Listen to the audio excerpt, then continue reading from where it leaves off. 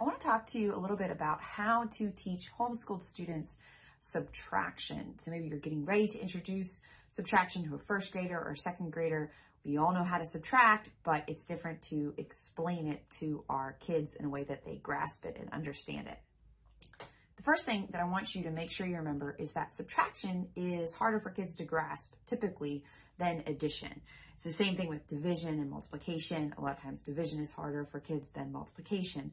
So just keep that in mind as you're getting ready to teach it to them. Also, every time we introduce a new concept to kids in mathematics, we want to follow that concrete, pictorial, abstract progression. And so you're going to introduce it to them for the first time concretely.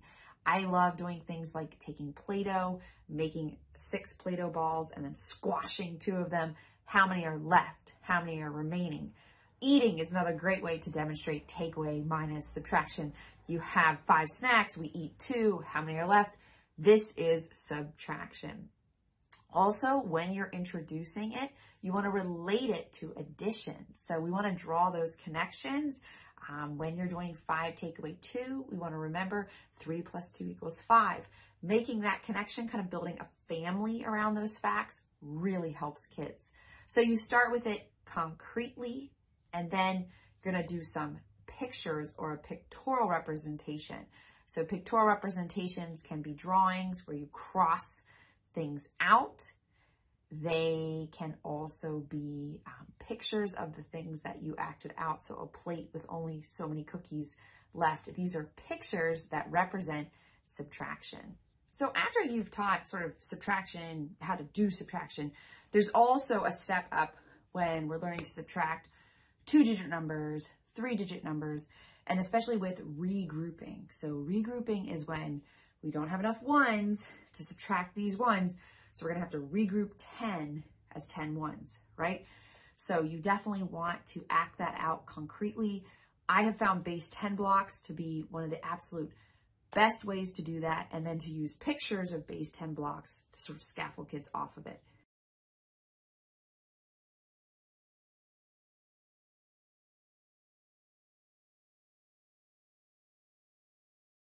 In general, something to keep in mind with a manipulative like base 10 blocks is you start with the manipulative.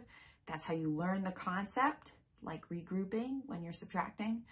Then you do some problems with the manipulative, and then you kind of have pictures of the manipulatives, and then the manipulative goes away. And if at any point your child has trouble or makes a mistake, you just go back and you have them act it out with the manipulative again. And that really helps them grasp the concept well and develop deep understanding. Now, let's talk a little bit about how to practice. Let's start by talking about how to practice subtraction facts. First thing you'll always hear me say with facts is you need to group it. And I will say, even before I get into groups for subtraction facts, make sure they have their addition facts down first, because they're going to use that knowledge to help them remember their subtraction facts. So don't start having them memorize subtraction if addition is still kind of fuzzy. I always start kids with the smallest ones, the subtraction facts within 10. We could even do within 5, but really within 10. So I'm talking about things where the larger number is 10 or less. 9 take away 2, 9 take away 3. Normally, kids have the most trouble with the facts like 9 take away 7, where you're subtracting a bigger number. This is where having that addition fact, 7 plus 2, really helps. Most kids will get the answer by counting up instead of actually taking away 7. Once you have those, I like to do the subtraction facts within 15. And then once we have those, all the subtraction facts within 20. And then that's what you need to know. You can use flashcards, and especially if you're doing those groups, flashcards are really effective. There's also games you can play. One of our favorites is Toppling Towers of 10. This is in Apologia Math. Every player gets a tower of 10. You roll a die, and you get to take that many away from the other players, or one player. Whoever has the last tower standing wins. You have to say the facts out loud as you're playing.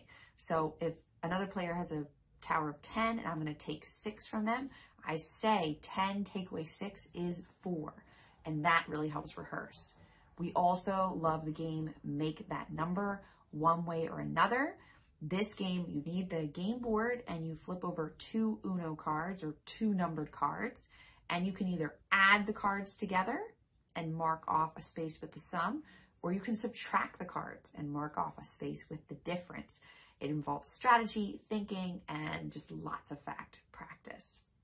When it comes to practicing subtracting 2-digit numbers or subtracting 3-digit numbers, there's a couple options, but really the key here is just a little bit of practice spaced over time. So a lot of times with these skills, what I did for my kids is I just put one problem on a Post-it, then they did that one problem before they started their new lesson. That worked really well because some of these problems are a little long. You also can play games. One of the games we have in Apologia Math that was pretty fun is where they have spinners, and so they spin to get the numbers that they're going to subtract. Sometimes they get regrouping, sometimes they don't, and that really adds a lot of fun to it. One thing you really want to have as a takeaway is that by the end of 2nd grade, you want addition and subtraction to be really solid for your kids. So put in the time then. This is because in 3rd grade, they're going to learn multiplication, and we don't want them to have to review addition and subtraction while they're learning that.